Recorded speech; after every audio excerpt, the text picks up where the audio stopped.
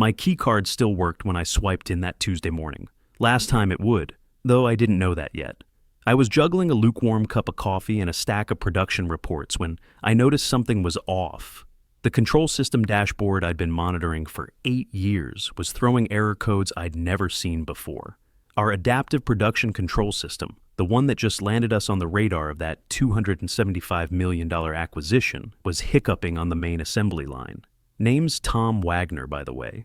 55 years old, been doing manufacturing engineering since Reagan was in office. Started on the factory floor at 23. Worked my way up through every department from quality control to process optimization. I've seen 3 recessions, 2 plant closures, and more corporate restructuring than I care to count. And if I hadn't caught those errors that morning, Preston Caldwell would have blamed legacy infrastructure compatibility issues in tomorrow's meeting like he always does, when he doesn't understand the actual engineering. I was 4 tabs deep into diagnostic logs, cross-referencing sensor data with the adaptive response algorithms when my phone buzzed. Text from Preston. Thanks for all the hard work during due diligence. Coffee's on me today. Grabbed you something from that fancy place downtown. There was a $6 latte sitting on my desk with a sticky note. Keep doing what you do best. No need to join the buyer call today. Confidential executive stuff. Thanks again. The handwriting was too neat. His assistant wrote it. That's when I knew something was wrong. See, the system they were about to sell as their revolutionary efficiency platform wasn't theirs. It was mine. Built it back when I was consulting out of my garage after getting laid off from Midwest Steel in 2016. Spent nights and weekends for 2 solid years developing the adaptive algorithms, while my wife Linda watched me fill notebook after notebook with PID loop calculations and statistical process control equations. Back when I still believed in protecting my work, I filed everything under my consulting LLC, Wagner Industrial Solutions. The provisional patents, the trademark applications, the whole 9 yards. Something told me not to dissolve that LLC when Pinnacle Manufacturing hired me full-time 4 years ago. Shoved those incorporation papers in my filing cabinet and forgot about them until this acquisition talk started heating up. Inside the plant, nobody cared how the system actually worked. Plant managers just loved seeing those monthly reports. 23% reduction in material waste, 18% improvement in throughput efficiency, $12 million in documented annual savings. The floor supervisors respected me because I'd worked their jobs. I knew what a pain in the neck it was to manually adjust conveyor speeds every time humidity changed the cardboard stiffness, or recalibrate cutting tolerances when tool wear started affecting precision. Legal barely knew I existed. Sales couldn't explain the difference between my adaptive control algorithms and a programmable thermostat. I wasn't on the leadership page of the company website. Didn't get invited to those steak dinners with TechFlow Industries where Preston and the other executives wore matching polo shirts and talked about synergistic operational paradigms or whatever buzzword was trending that quarter. But every line of code in that control system had my fingerprints on it. Every PLC ladder logic routine, every HMI interface, every predictive maintenance algorithm. I knew which sensors drifted in humid weather, which motors needed bearing replacement every 14 months, which production line configurations would cause bottlenecks if you push throughput above 87% capacity. I wasn't bitter about being left out of the executive dog and pony shows. You don't survive 32 years in manufacturing without learning to keep your head down and let your work speak for itself, especially when you started as the guy who swept the floors and worked your way up by actually understanding how things work instead of just managing the people who understand how things work. They needed me too much to mess with me, until they didn't. Once TechFlow started sniffing around seriously, the corporate consultants came out of the woodwork like termites after rain. Preston suddenly became the visionary architect behind our automation platform. My access to certain systems started getting reorganized for security purposes during the transition period. Meetings I used to lead about system optimization got moved to times I wasn't available, usually when I was down on the floor actually fixing problems. Even my project tickets started getting reassigned to external consultants who charged $300 an hour to ask me questions about documentation I'd written myself. At first, I figured it was just the usual chaos before a big deal, We'd all get our bonuses. I'd take Linda on that Alaskan cruise she'd been wanting since her retirement from the school district.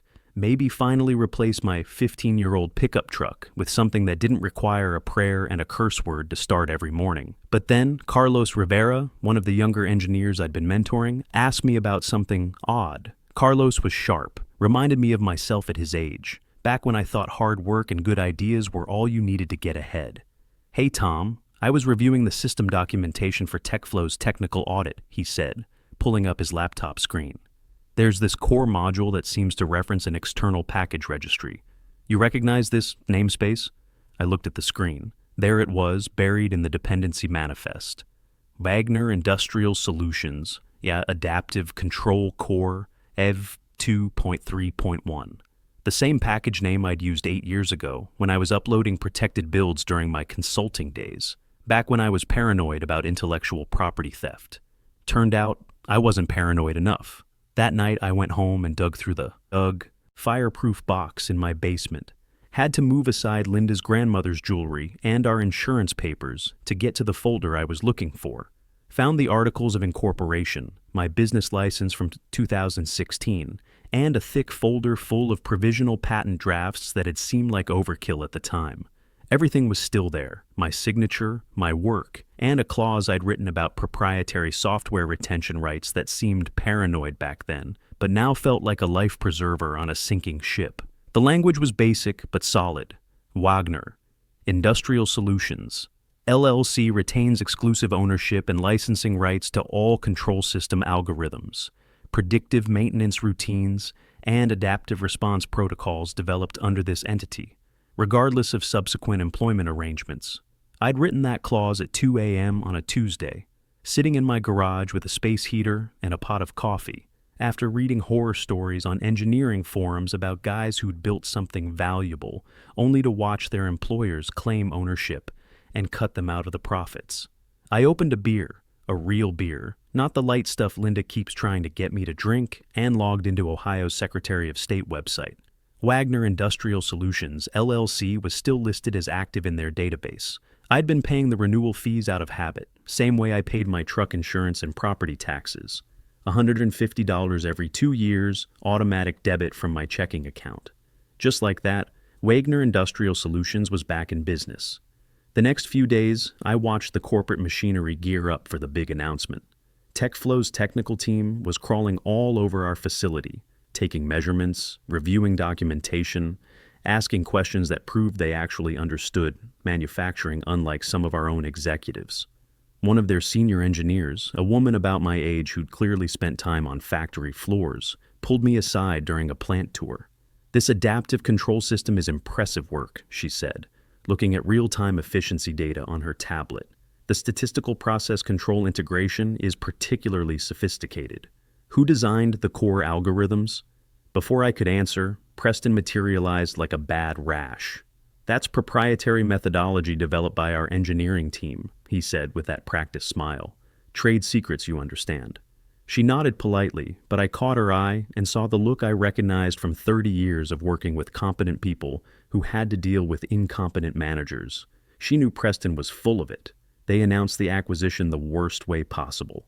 All hands meeting in the main conference room with day-old donuts from the grocery store and a projector that wouldn't connect to Preston's MacBook. He stood there jabbing at cables like they'd personally insulted his mother, while 180 employees sat wondering if their jobs were about to disappear.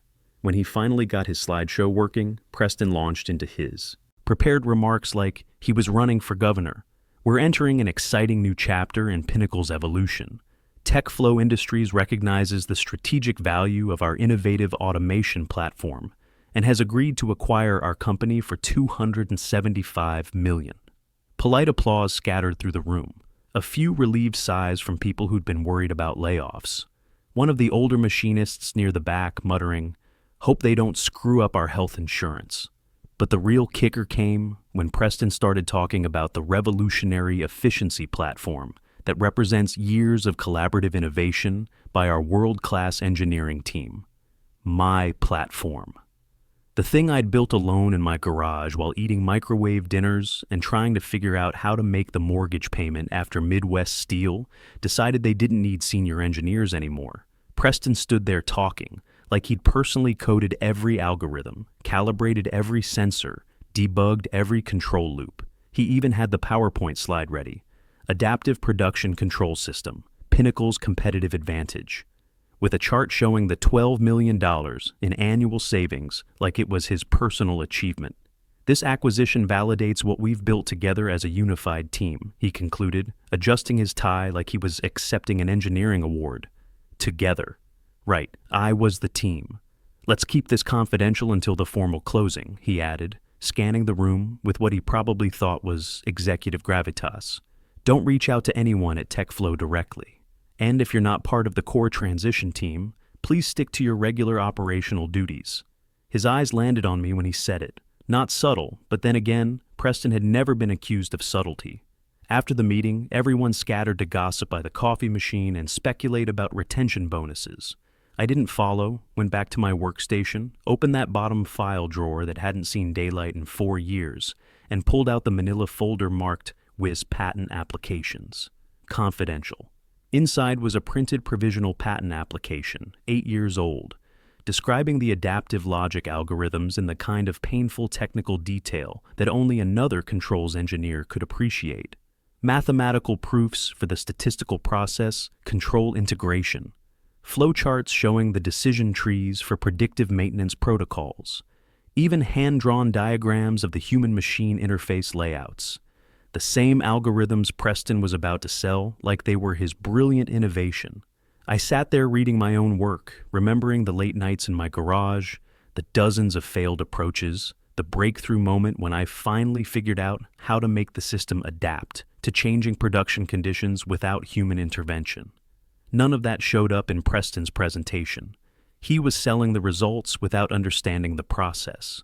The provisional patent language was straightforward. If any derivative version of the described control system is deployed commercially without explicit licensing agreement from Wagner Industrial Solutions, LLC, the patent holder retains the right to pursue enforcement through legal and federal channels.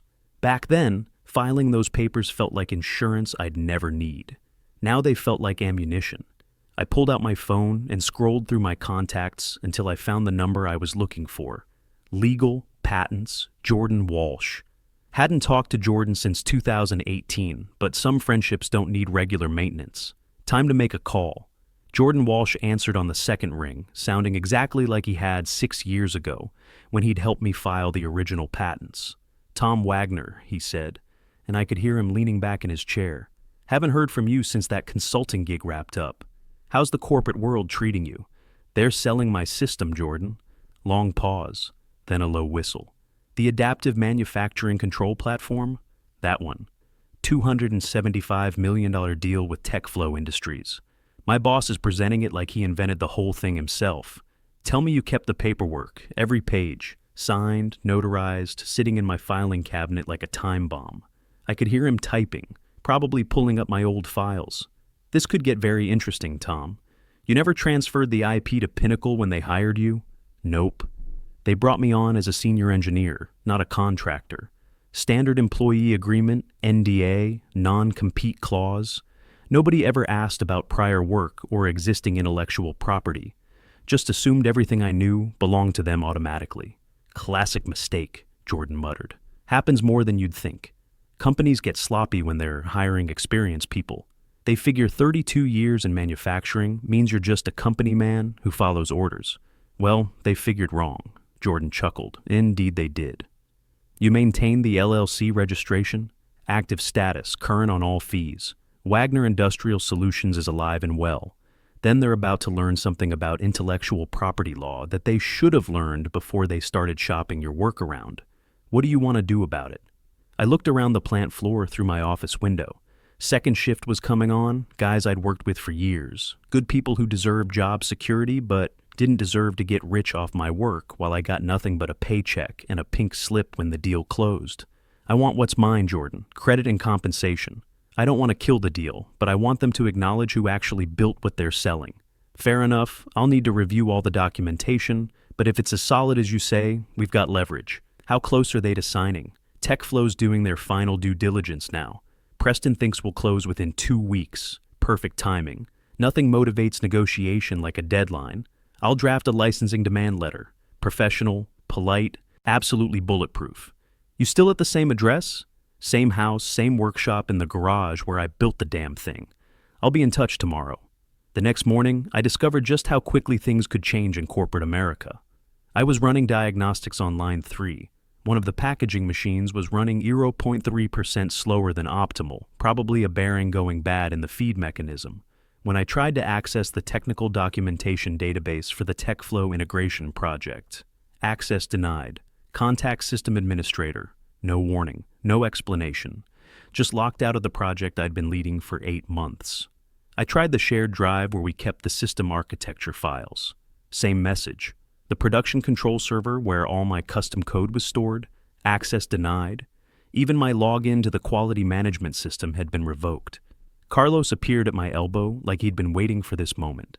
Tom, they locked you out of everything about an hour ago. Preston said it was security protocol during sensitive negotiations. Security protocol my foot, I said. What else did he say?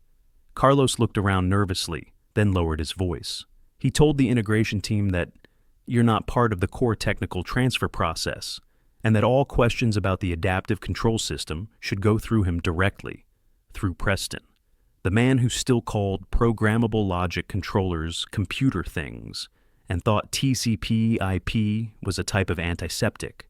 There's something else? Carlos continued. I was reviewing the system documentation they were giving to TechFlow, and somebody's been editing the version control history. All the original commit logs, the development timestamps, even the author attribution. It's all been scrubbed clean. They were trying to erase the digital breadcrumbs that led back to me. Too bad they didn't understand that my original package dependencies were hard-coded throughout the entire system. Every module, every library, every configuration file still pointed back to Wagner Industrial Solutions.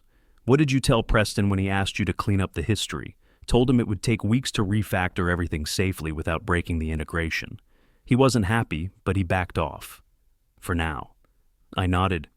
Carlos was smart enough to buy me time without making himself a target. That afternoon, I walked calmly to Preston's corner office. His door was open, and I could hear him on a conference call with someone from TechFlow's legal team. Something about finalizing the technical asset transfer documentation. I didn't knock, just stood in the doorway until he noticed me. Preston covered his phone's microphone and gave me that condescending smile he probably learned in some management seminar. Tom, what can I do for you? You revoked my system access. Yeah, just temporary security measures, nothing personal. These deals get complicated, lots of sensitive information flowing around. Need to know basis, you understand? Above your current role in the transition, above my current role. The system I designed, the algorithms I wrote, the 8 years of optimization work that made this whole deal possible, above my role. I see, I said. And who exactly is handling the technical transfer? I'll be interfacing directly with TechFlow's engineering team. They need strategic oversight, not operational details. Strategic oversight.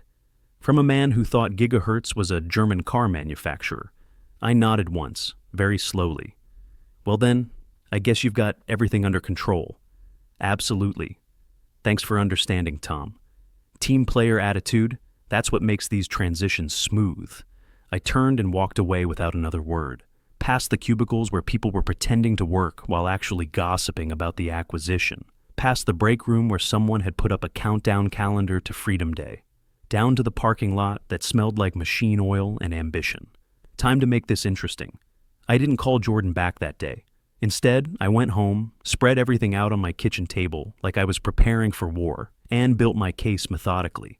The incorporation certificate for Wagner Industrial Solutions, patent drafts with official notary stamps, Git commit logs showing my digital signature on every major code revision, email threads where Pinnacle's former CTO specifically thanked me for independently developing the core adaptive algorithms prior to system integration. That last email was pure gold, dated proof that I'd built the system before Pinnacle even knew what they wanted. Linda found me there at midnight, hunched over technical diagrams and legal documents like an accountant during tax season. You're really going to fight them, aren't you? She said, setting a cup of coffee next to my elbow. 32 years, Linda. 32 years of watching guys like Preston take credit for other people's work while the people who actually build things get pushed aside. I looked up at her. I'm tired of it. She squeezed my shoulder. Then fight smart, not angry. The next morning, I called Jordan. Send the letter. Hannah Foster, Jordan's associate, had crafted something beautiful. Professional letterhead, polite but firm language, and enough technical documentation to make it clear we weren't bluffing. The core message was simple. The Adaptive Production Control System was the intellectual property of Wagner Industrial Solutions, LLC, and any commercial deployment required proper licensing agreements. The letter went out at 4:47 p.m. on a Thursday. Certified mail to Pinnacle's legal department, with copies to TechFlow's acquisition team and their attorneys. No threats, no ultimatums. Just a formal notification that they were trying to sell something they didn't own. My phone started buzzing 2 hours later. Carlos first. Tom, what did you do? Legal's running around like their hair's on fire. Then my old supervisor from the tool room. Preston's locked himself in his office and won't come out. Says you're trying to sabotage the deal. Finally, a number I didn't recognize. This is Patricia Henley, Pinnacle's CEO. We need to discuss this legal matter immediately. I let them all go to voicemail. Finished dinner with Linda, watched the news, went to bed at my usual time. Let them sweat for a night. The next morning, Preston was waiting by my car in the parking lot. His tie was crooked, his shirt looked like he'd slept in it, and he had that desperate expression people get when their world starts falling apart. Tom, we need to talk. This patent claim, this LLC thing, it's killing the deal. TechFlow's lawyers are asking questions we can't answer. Morning, Preston. Rough night? Don't play games with me. You know exactly what you're doing. He stepped closer, trying to use his height advantage like he was still in middle school. 180 people work here, Tom. Their jobs depend on this acquisition going through. Funny how it was suddenly about everyone else's jobs when his own rear end was in the fire. Deal doesn't have to die, I said, unlocking my truck. TechFlow just needs to license the technology properly, from the person who actually owns it. You don't own anything. You developed that system while working here, using our equipment, on our time. I pulled out my phone, opened the voice recorder app, and set it on my truck's hood. For the record, Preston, when exactly did I develop the Adaptive Production Control System? His mouth opened, then closed, because he didn't know. Had never bothered to learn the timeline, the history, the actual facts about the innovation that was about to make him rich. That's what I thought, I said, pocketing the phone. Now, if you'll excuse me, I have some real work to do. The emergency board meeting happened that afternoon. I wasn't invited, but Carlos kept me updated through text messages like a play-by-play announcer. Preston's in there with 3 lawyers and some very unhappy-looking people from TechFlow. CEO looks like she wants to fire someone. Preston's sweating through his jacket. TechFlow's lead attorney just said your documentation is comprehensive and legally sound. Preston looks like he's going to be sick. Board's asking Preston how he missed this. He's blaming legal for not doing proper due diligence. By 6 p.m., it was over. Patricia Henley herself walked out to the parking lot where I was loading my toolbox into my truck. Tom, she said, professional smile barely hiding the stress lines around her eyes. I think we should discuss the situation like adults. Happy to discuss it.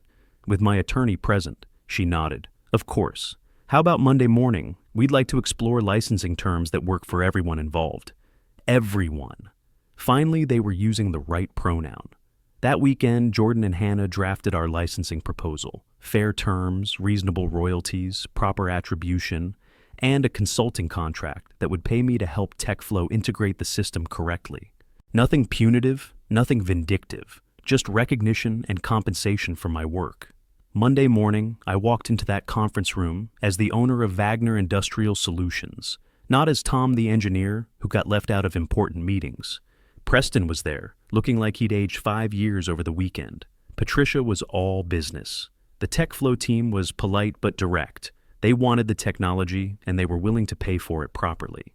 2 weeks later, we signed the licensing agreement. TechFlow got their acquisition. Pinnacle got their $275 million, and I got something I'd been missing for 32 years. Proper credit for my work, plus a consulting contract worth more than 3 years of my salary. Preston, He's pursuing new opportunities in strategic consulting, which is corporate speak, for got fired for nearly destroying a $250 million deal through sheer incompetence. The best part isn't the money, though the money's nice. It's walking into industry conferences now and having people recognize my name on the patents. It's young engineers asking me to mentor them. It's finally getting credit for building something that actually matters. Sometimes the best revenge isn't revenge at all. Sometimes it's just making sure the right person's name is on the work. And sometimes, if you're patient and document everything properly, the system actually works the way it's supposed to. Not bad for an old factory guy who just wanted recognition for his own invention.